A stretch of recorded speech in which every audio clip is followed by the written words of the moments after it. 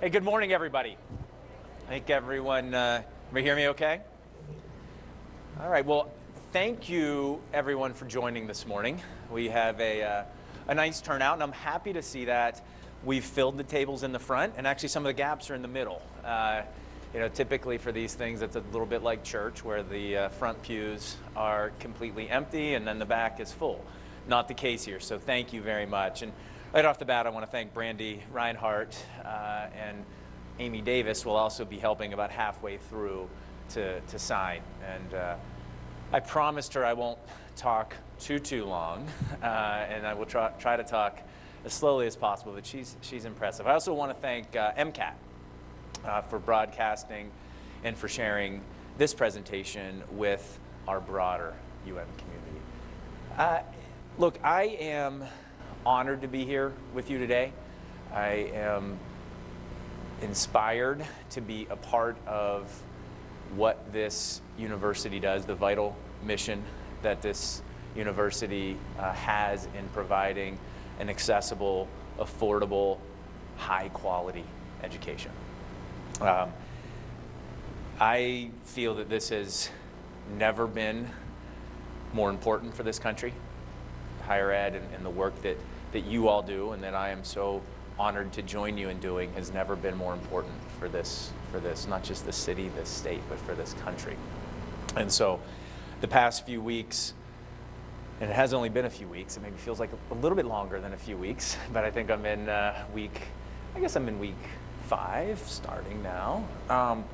But it has been wonderful to get to know both many of you, as well as the university and this community in a much deeper way. So I want to thank you all for welcoming me. Thank you for sharing your thoughts, your feedback. I'm not done listening to all of your thoughts and feedback, and I know that will happen on an ongoing basis. But what I wanted to do today was, we have about an hour, a little over an hour, I guess, together. I'm going to try to be as quick as I can, but I want to share just some initial thoughts and observations. I want to share with you where I'm focused, where I'm spending my time, and some of the things that I think it is imperative for us as a community to tackle head on pretty quickly. But then I also want your feedback. You'll note on the table there are note cards and pens. And at the end of the presentation, I'll have a slide up that has a few questions on it. I want your thoughts, your input. Are we focused in the right areas? What do you need to be most successful? What is most important for this university right now? You'll see that series of questions. I'd ask you to please write those down on note cards. We'll have our team collecting those note cards, because I want to get as holistic a data set as possible of feedback, because this is our university, right? You'll hear me say many times, this is our time. We are one link in a chain that extends way behind us, and our job is to extend way beyond us. And so I want your feedback as we jointly lead this university into the future. So, to start off, I'll share a thought that I think is pretty obvious to everyone here, and that is that higher education is at a pivotal moment. When you think about the role of higher ed today, you think about the world that our students are entering upon graduation. They're entering a world that is complex, it's dynamic, it's changing incredibly rapidly. You think about a student that's here today, and when you look at most analyses that say 15 years from now, 50% of the jobs available, they don't exist today. So how do we train students for that world? How do we prepare them for this world where change is a constant? They have to be agile, lifelong learners. The former president of Harvard, Drew Faust, said, look, the job of a university is to prepare students not just for their first job, but for that sixth job. And I'd say for that seventh job, for that eighth job. And so I think we as a university have to think about that. We have to make sure our students are successful and that they get that first job. But we've got to make sure they can be successful 20 years from now in that 7th job. I think in this context, you're seeing a lot of innovation in higher education. You're seeing, of course, a lot of application of digital tools, whether it's through online courses, new methods of learning. But I think you're also seeing a lot of folks that are experimenting with new models of education. Places like Yale and the National University of Singapore have collaborated on a new model for undergraduate education. Places like the Minerva Institute, saying, all right, what are those core fundamental skills that we need to equip students with to succeed in this world? And it's not just about the method of delivery, it's the actual education that's being delivered. I think you look at large public institutions like Arizona State University has done a lot of work to reinvent what a large public university should do. I think in the midst of this innovation, you're also seeing what I believe is a very troubling trend around perceptions of higher ed. Some of you have seen, and many of you have seen, surveys from last year that showed declining views of the importance, the value of a college education. I think we see perceptions and some various specific groups, but large groups, that show actually the belief that higher ed is harmful. That's terrifying for this country. You know, our founders said that, and you'll hear me quote this a lot, our founders said very clearly that an educated citizenry is the bulwark of the republic. That is still very much true today. And what this institution and others like it do in shaping informed, educated, thoughtful citizens, and in being a place that encourages, that nurtures, that fosters the free, respectful exchange of ideas, is incredibly important. And that's something we have to defend. Now, some of you know my background's not in higher ed. I had the privilege of being on faculty at West Point for a while. I was an assistant professor of economics. I loved teaching. Education's in my blood, but this isn't where I've spent the bulk of my career. In fact, the bulk of my career has actually been spent wearing a very different uniform of our military. And I've been in some pretty dangerous places defending our country against some very real threats. While hopefully where I am right now isn't quite as dangerous as some of those other places, I would tell you that the threat that I feel like I'm defending our country against right now is the most important work that I've ever done, and the work that you do, because the work that you do is so vital to this country. And so this is something that I am pretty passionate about, and you'll see that come through. Look, I would just finish this slide by saying that in this environment, universities must be places not just where our students learn, but they must be organizations that themselves continuously learn and continuously adapt to best meet the needs of our students, to best meet the needs of this state, to best meet the needs of this country. And I think that's very true for our university. UM does face a defining moment. We, like many institutions of higher education, we have challenges. Okay? We've seen declines in enrollment. We've seen the challenge from a budgetary standpoint that comes with that. We've seen discussion, analysis of the sustainability of our various programs. We see that there are some decisions ahead. Okay? I would tell you we also have incredible opportunities. And in this defining moment, we as a community have a choice. We have a choice to drift, to defer decisions, to let external forces shape our future. Or we have a choice to jointly align on a clear path and own our future and separate ourselves from the pack. I choose the latter. And I encourage this whole community to choose that with me. because this is our university, but it is the university of so many more people than us, and we have an opportunity, in fact, we have an obligation to chart a clear and exciting path ahead for this university that sustains it not just for 125 more years, but for 1,025 more years. And that's where I'm focused. And that's what I'm excited to do together with you. I'd say the good news is there is an error processing on this page. And let me grab that for us.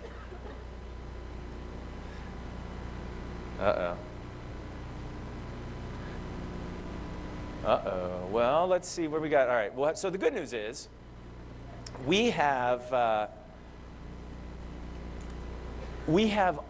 all the right ingredients for what the world needs in a university today. When I look across the University of Montana, I see tremendous strength in the sciences. So some of you have probably read over the past week, you've seen that we had 3, we'll get this open. Whoops. Which one, Paul? Did you hear staff? Yeah. Okay. All right. So we have incredible strength in the sciences.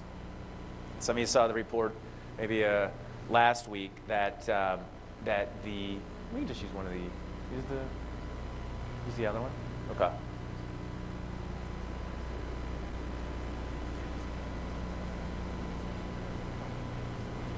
So this is why technical skills are really important as a complement to the other skills that we have and the knowledge that we build in this university.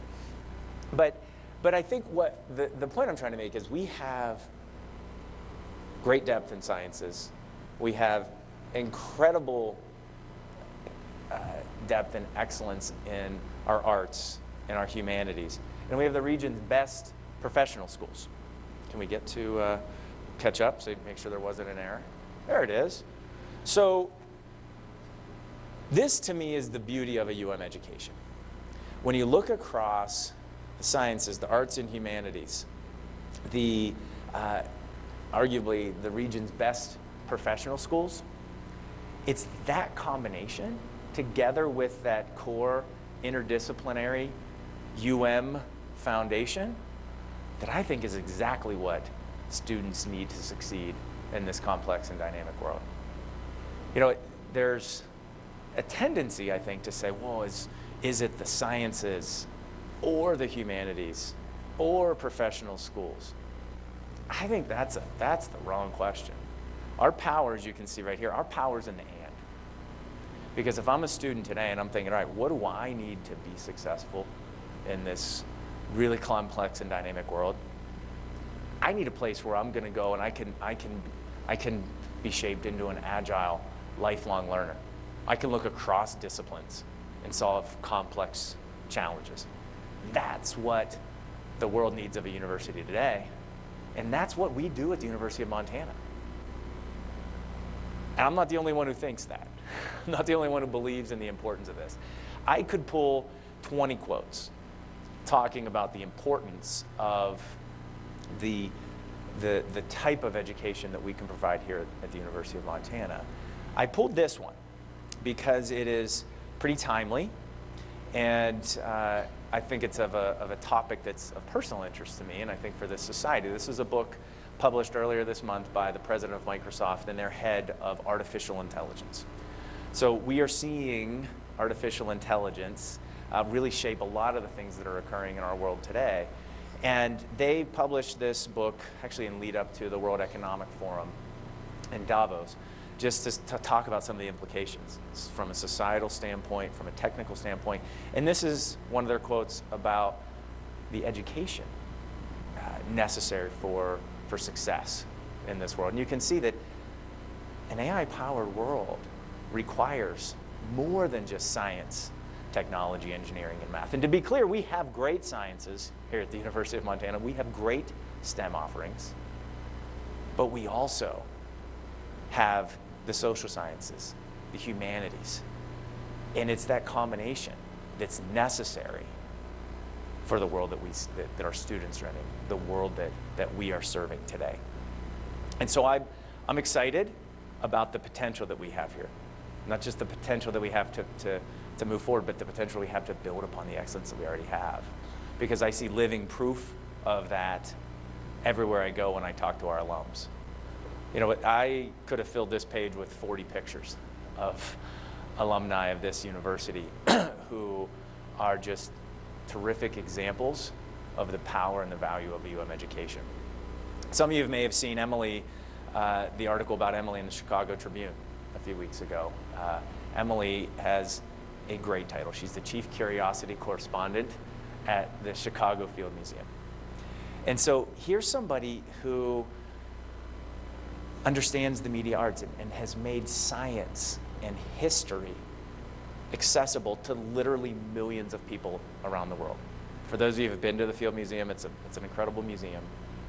And Emily's role in making our history and making really important concepts for our society accessible to others, it's an incredibly impactful role, right? That came not in spite of but came because of the education that she got here at University of Montana. You look at Dorothy Bridges, a BA in the liberal arts, and now is a vice president at the Federal Reserve Bank in Minneapolis. Or Tim Fox, our Attorney General, who is applying his undergraduate degree in geology. And you look at Eric Sprunk, leading arguably one of the world's most iconic and innovative companies, Nike. And when you talk to these folks, as I've had the opportunity to do with many of our alums, they talk about the experience they had in their discipline. You know, one example is John Connors, who was the CFO of Microsoft, leads an incredibly impactful venture capital group. John was a graduate.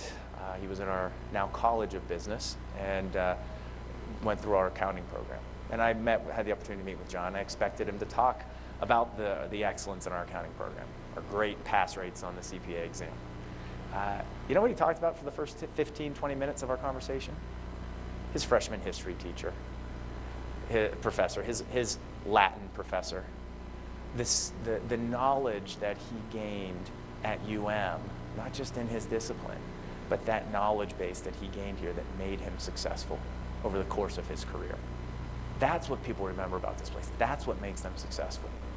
So our job now is to say, how do we continue to populate slides for future presidents to brag about alums? What do we do to continuously assess and learn how to provide the right type of education for the world moving forward? And so for me, as I look at this context, where am I focused? It's in 4 areas. I am focused on how we as a university can relentlessly pursue excellence and innovation in what we do. How we can be great stewards of this institution and sustain it for generations to come. How we can recruit effectively, how we can retain students at higher rates, how we can graduate students in a timely manner. And finally, amidst all this, while we focus on our mission and we view what we do through the lens of our mission, that we have thousands of people that come here to work every day, and people and the enablement of people to achieve their potential is always at the front of our mind. So I'm going to go through each of these briefly. The first is pursuing excellence and innovation. So what do I mean by this? And how are we going to do that? And I think I'd start just by saying something pretty simple. And that is that excellence is not an accident. Excellence does not arrive by chance, and it's not sustained without a concerted, dedicated effort. Excellence takes work. Excellence takes decisions. Excellence takes, as you can see on the left here, an understanding and an emphasis of an organization's strengths. It takes a disciplined focus and a clear, intentional strategy to apply those strengths to the biggest opportunities and biggest needs. It takes a hunger and a willingness to seek new paradigms and new structures for most effectively achieving that mission. And then it takes a rigorous and continuous and data-driven assessment and continual learning process. That's how you achieve excellence. And this is what I'm asking and I'm charging this community to seek. Because our mission is too vital not to. But we have this mission to shape agile, creative, lifelong learners. And this fosters social mobility. We are a place that I love a part of Arizona State's charter, they call it, that we measure ourselves not by those we exclude, but by those we include and those we give opportunity to. I may have misstated it slightly, but we are a place that is about enabling opportunity and opening opportunity. We are a place that advances the frontiers of knowledge to enrich the culture of our community and to tackle society's most important challenges, the most complex challenges. So excellence is not an accident, but for us, excellence is also, there's no other option. This is where we're going to focus. So we have some decisions ahead of us, right? We have decisions about where we want to focus. What are going to be our centers of excellence? We have decisions about what programs are we going to focus on. We have decisions about what things we might not do anymore. And my charge to this community is that we be clear about who we want to be as a university, that we're intentional about how we align our resources and our processes and our structures to support that, and that we be bold in seeking new models and new ways to reinvigorate this university for the 10 centuries to come. So let's be clear. This involves trade-offs and decisions. By definition, that's what excellence requires. And as the leader of this university, I see my role in not necessarily defining the exact path, the exact focus, the exact course that we will follow. I want to do that together with you. But as the leader of this university, as the captain of the ship, I see it as my job to make sure that we have a course and that we follow that course intentionally and clearly. And that's what I'm going to do. The question's how, okay? And where are we going to go with this? And I'd tell you to start that we're not starting from scratch in this process. There has been an incredible amount of work done over the past 2 years with the SPCC. The SPCC gathered more than 5,000 data points from across this campus and gathering people's opinions, their thoughts for the vision of this university. We have work from the APAS task force over the past nearly year, spending at times 15-hour days, working through assessing in a data-driven, objective way the strength of our programs. Now, were either of those processes perfect? Absolutely not, right?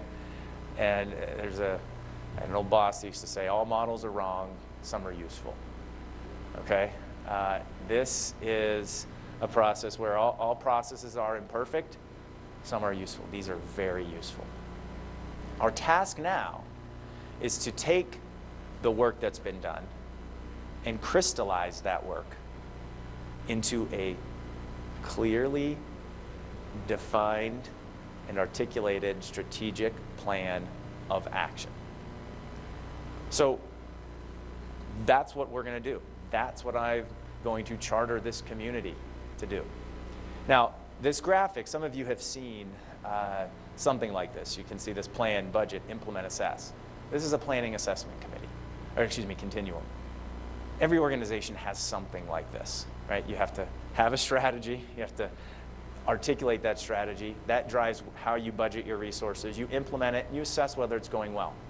And you go through that feedback loop. We have that at the University of Montana. We have a university planning committee. We have a budget committee. We have our implementation teams at the cabinet, the deans, and we have an assessment and accreditation committee. We've supplemented the work of these bodies with the SPCC, with APASP. The job now is to bring those various processes into alignment. And so the action that I'm taking is that I am reconstituting the University Planning Committee, the UPC. I am working with our shared governance groups to align on the constitution of that group in terms of membership. And I have asked the shared governance leaders for nominations of people to serve on this University Planning Committee. That University Planning Committee has a tight timeline to accomplish two things. One, I want them to relook and reassess our mission statement and align on a concise, clear, compelling mission. And then two, I'm asking them to build upon the work that's been done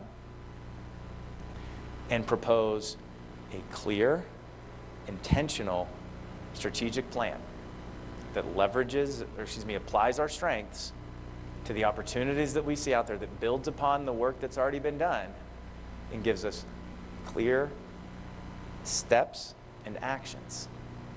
And they're going to deliver that before graduation. So that's a tight timeline. But we need to face into the decisions that we have to make, and we need to move forward. Now, the other option is I can pull together all the work that's been done. I can take recommendations from APASP. I can take the SPCC. I could go into my office and craft out that plan for the university. I think that would be both arrogant and the wrong way to approach it. I want to draw on the wisdom of this community through our shared governance groups and define that plan. Okay, so I have thoughts, I have inputs, but I want yours, and I want this community's inputs.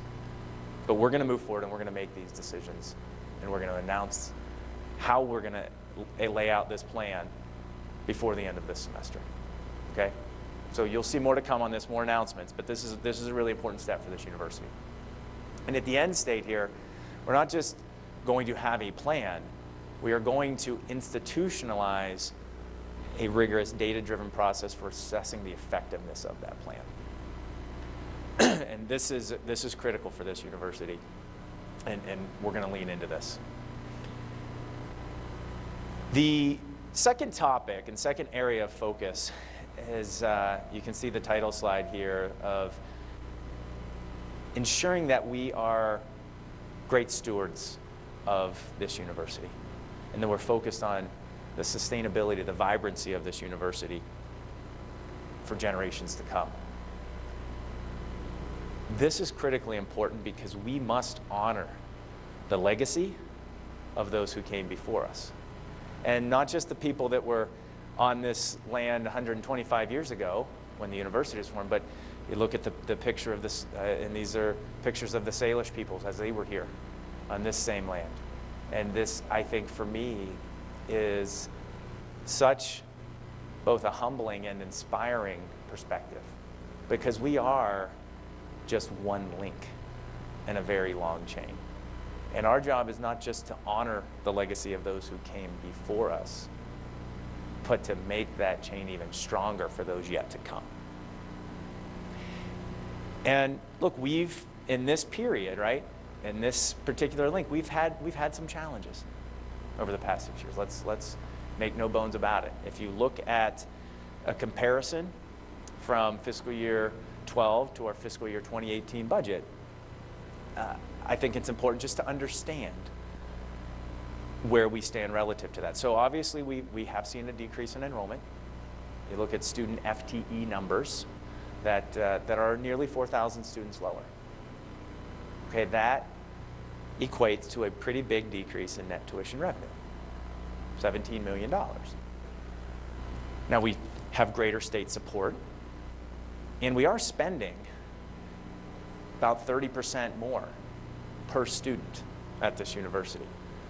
So we are delivering still a great education. But what this tells you is that right now we're not on a sustainable path.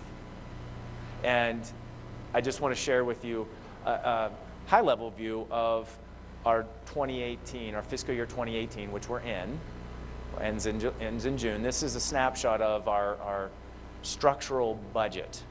And when I say our structural budget, think of kind of operating revenues and operating expenses. So those that are recurring to money that we're bringing in, primarily from tuition and state funding, to the expenditures required to meet all of our obligations, our current obligations with all of our offerings. There's an imbalance between those for fiscal year 18 of about $3.5 million. But there are costs that are going to have to be absorbed into our base, into our recurring operating expenses over the coming 4 years. Things like changes in millage rates, performance funding, making sure that we're adding to reserves, making sure that we're accounting for instruction in the appropriate places, making sure that we have a budget for recruitment and retention efforts that are critical to this.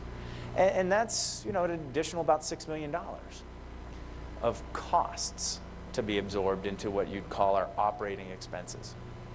So that creates a fairly large structural deficit in this year. Now, that's not a crisis, okay? This took 6 years. We're slightly out of balance right now. That happens in organizations. Sometimes you have more, sometimes you have less. You add to reserves, you pull from reserves. Our budget is balanced at an overall level, but structurally, you can't run a structural deficit forever, okay? It's sustainable over the short run. It's not over the long run. And so what I'm working together with our Vice President for Administration and Finance is to lay out a 4-year plan to get our structural budget, our operating expenditures, our operating revenues back in line. Again, you can sustain an operating deficit for a short period of time, but not indefinitely. And so we as a team have to align on getting these two things to match over the long run. And this is at a high level, the 4-year plan to do so. It's primarily through driving up revenues, through not just recruiting new students, but retaining the students that are already here. The easiest students to recruit are the ones that are already on our campus. And we'll talk a little bit more about that later. The second way is having a clear, intentional strategy and focusing on the areas where we want to do well and be excellent, and deciding what we're not going to do. Now that will result not just in lower expenses, but attracting more students, being clear about who we are, being clear about that North Star. So having a clear and intentional strategy is not just about cutting costs. It's about defining who we are and articulating that clearly and succinctly to students and talking about the value of the education that we provide. And then the third part is really looking at our structure, making sure that we're aligned, our processes, making sure they're as simple as possible.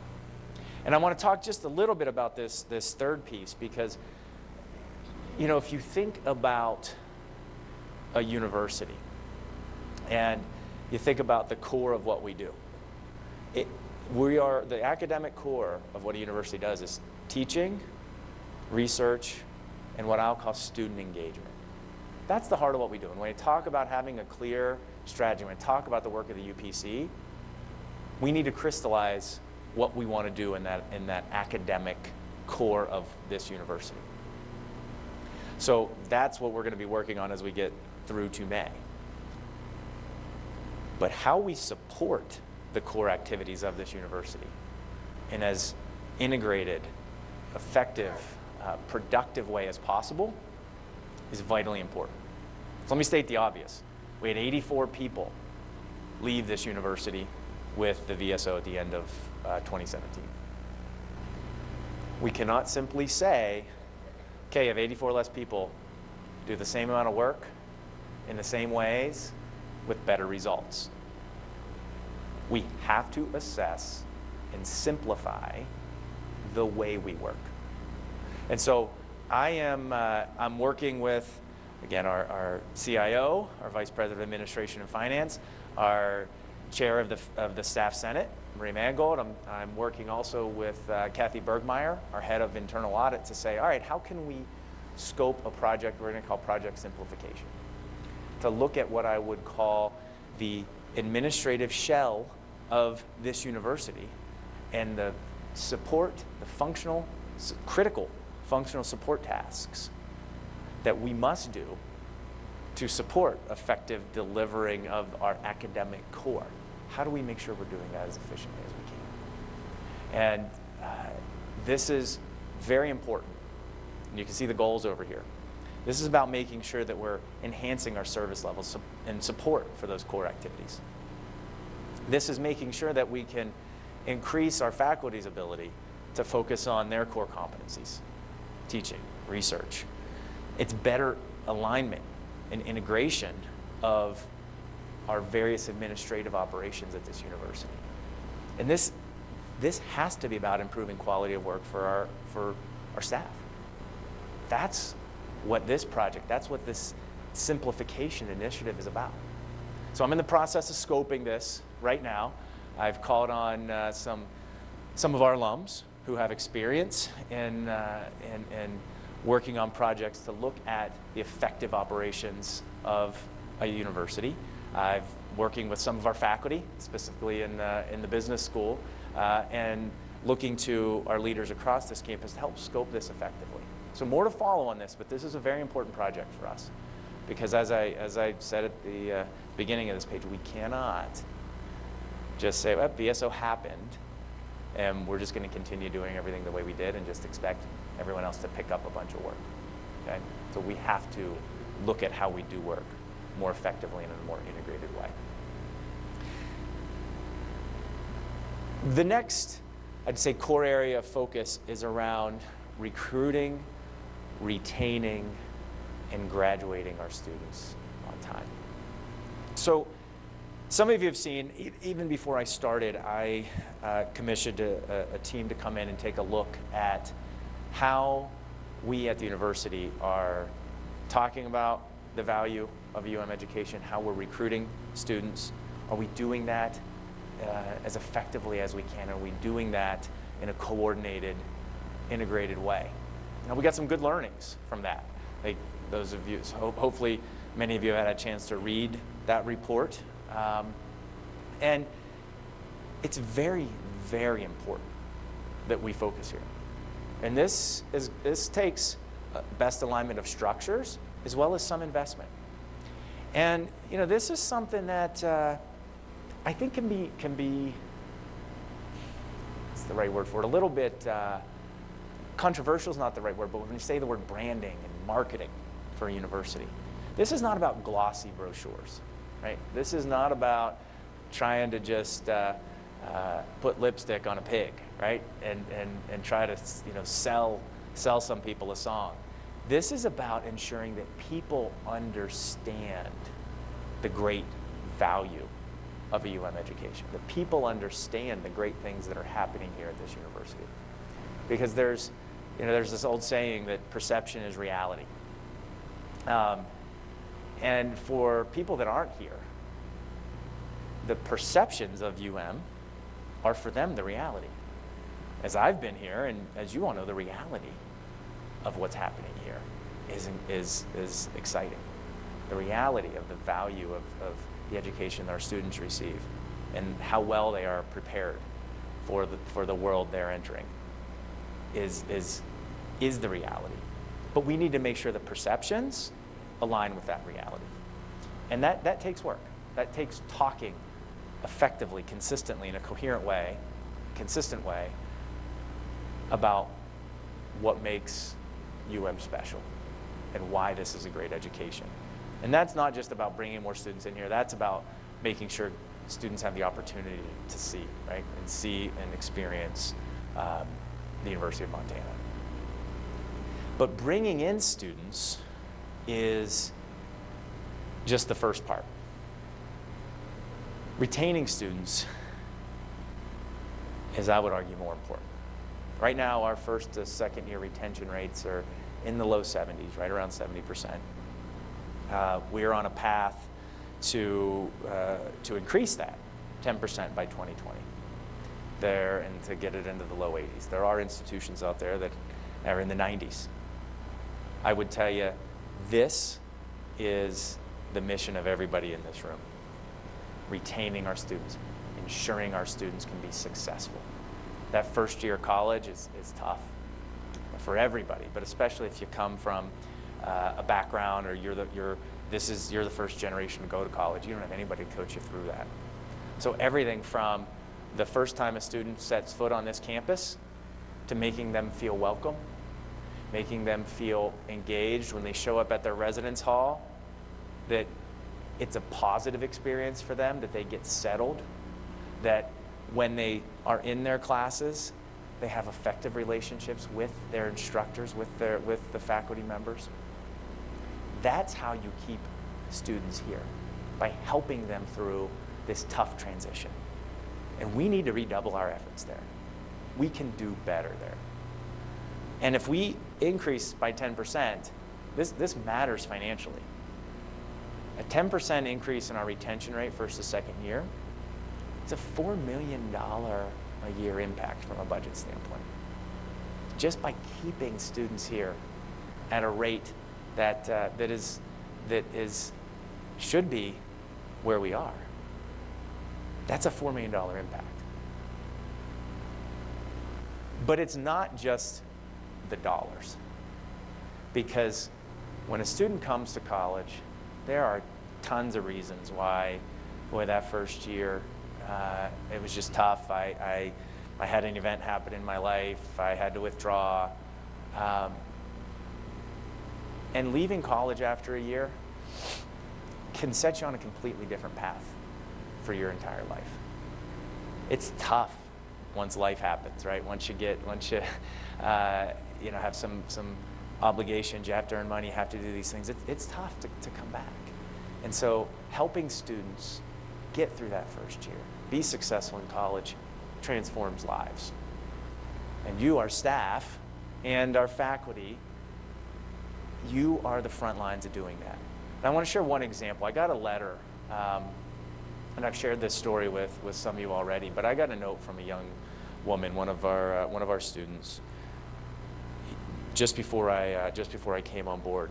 And she said, I want to share with you the great work that one of your faculty members did for me personally. And I'm going to talk about Dr. Lori Mins. So there was this young woman, one of our students, and we've blurred the name for her privacy. But she got news early last fall that her mother was diagnosed with stage 4 cancer. And as the diagnosis became a little bit more clear, it became clear that there wasn't a whole lot of time. So she said, I have to withdraw and spend the remaining weeks of my mother's life with her. And she was going around and doing the paperwork to withdraw.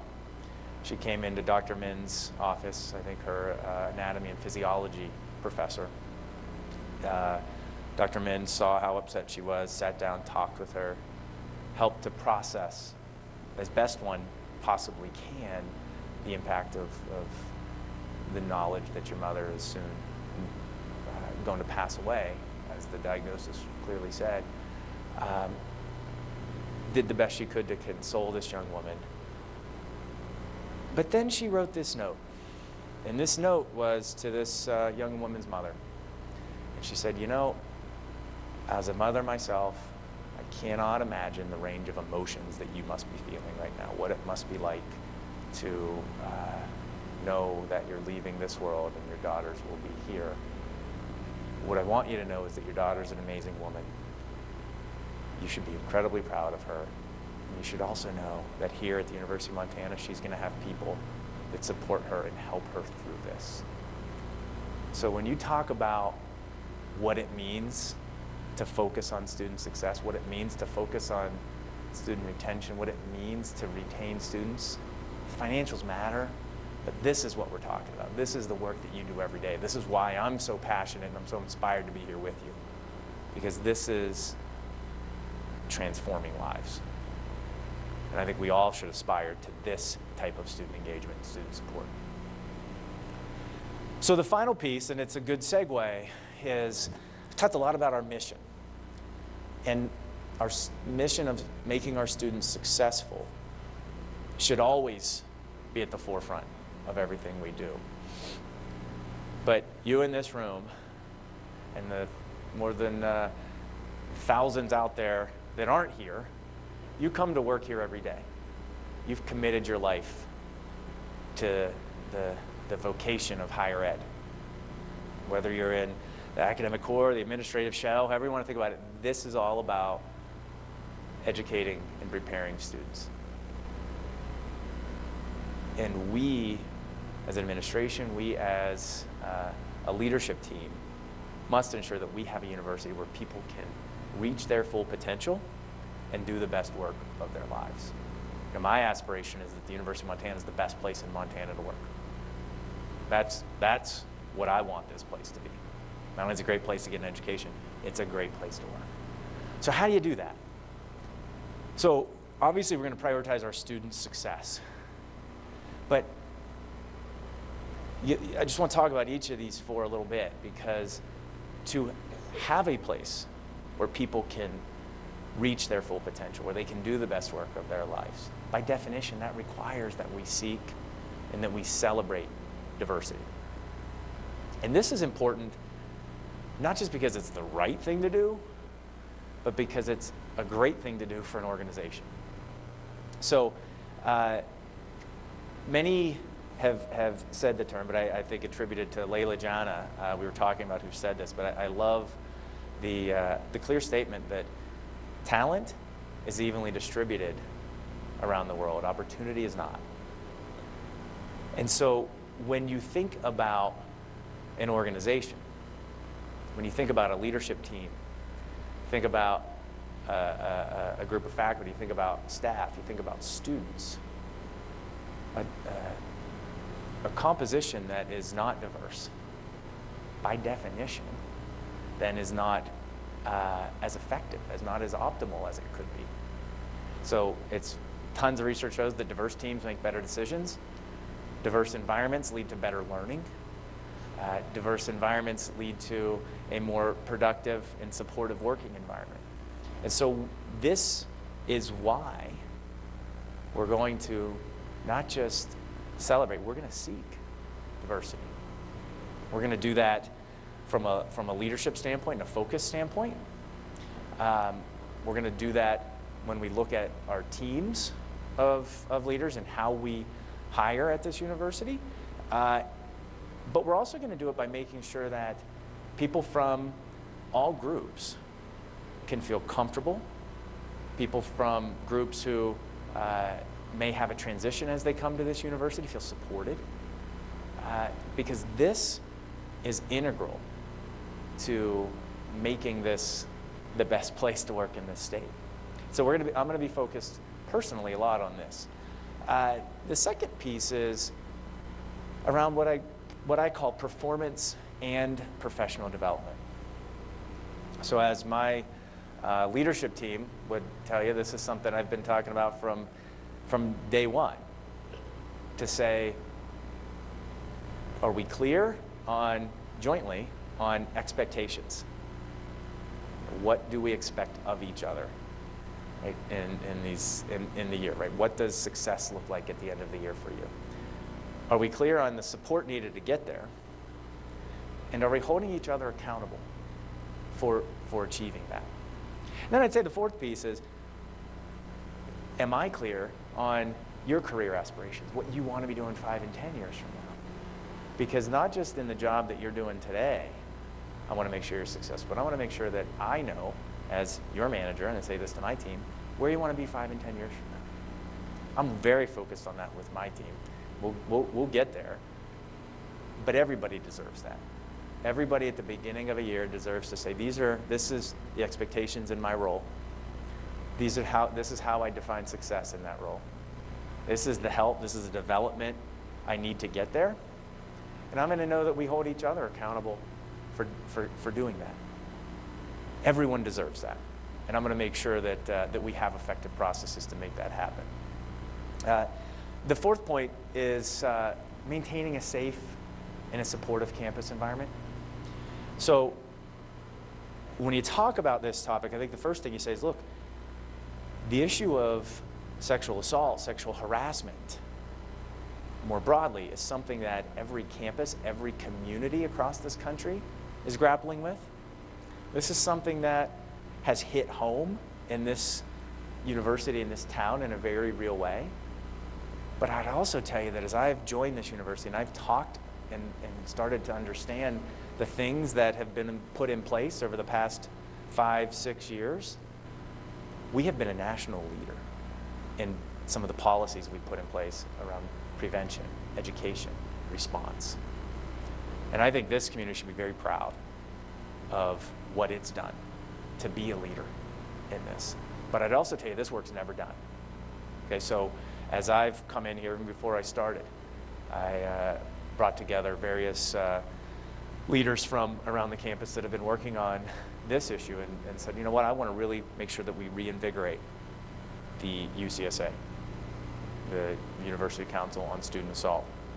And that when I go to these meetings, that I understand, number one, what we are doing at all levels of leadership to talk about the importance of this issue, not just for this university, not just for this community, but nationwide, that we're talking about the things we have done and making sure people are aware of the policies, the procedures, the educational tools in place, and that we're continually assessing our effectiveness and innovating to find new ways. Because this is the issue of sexual assault, the issue of sexual harassment is something that, as we see, every university has to focus on, and the work is never done. But it's more than just that. I want to make sure that we have a supportive campus for the free and respectful exchange of ideas. And that's something that I want to make sure that we have the right policies, we have the right procedures, we have the right support mechanisms in place so that we can have those processes without people feeling either uncomfortable or threatened or feeling some sort of personal danger. So the final piece is somewhat related to that, which is strengthening the ties in this community. And what has struck me and my wife, Chelsea, who grew up in Missoula and is a 5th-generation Montanan, we coming back here, and I've been coming here for 15 years, but when you come back in this role, the passion for this place is so strong. People love this university. And I want to make that even stronger. So what are the things that we're doing as a community to come together? And I know that the Davidson Honors College, I love the Friday afternoon gatherings. I've said, should we have a faculty dining area in the food zoo? What recognition should we provide for employees that are going above and beyond? I pulled out the example of Dr. Mins. There's probably 20 more things that you're doing every day that I want to make sure I know about, I want to make sure we talk about, not to brag, but just to help people see the wonderful work that's being done across this university. So I will close, and I apologize I went a little bit long, but I'll close just by reiterating a point that I made up front. And that's that our time is now. This university was founded 125 years ago. Great, inspiring people have been working and living in this area for thousands of years before. And we have the opportunity, we have the privilege of being stewards of this great institution for one snapshot in time. Now, some of you have been here for 40 years, right? And that's incredible. But even those of you who've been here for 40 years, in the life of this university, you have but one, you have a few frames in this movie. We all have a few frames in this movie. And our time is now. Our time now is to act. Our time is now to be bold and chart an exciting path forward for this university. That might involve tough decisions and hard choices. But our time now is to seek excellence and to make this university a vibrant, a flourishing institution for 1,000 years to come.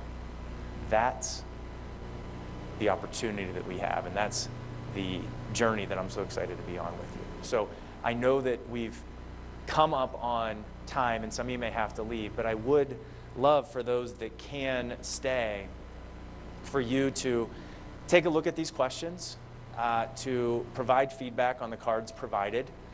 We will have some folks who come around and collect those cards, and then we will be systematically inputting and gathering this insight so that I can understand your perspective, your views. They're really important to me.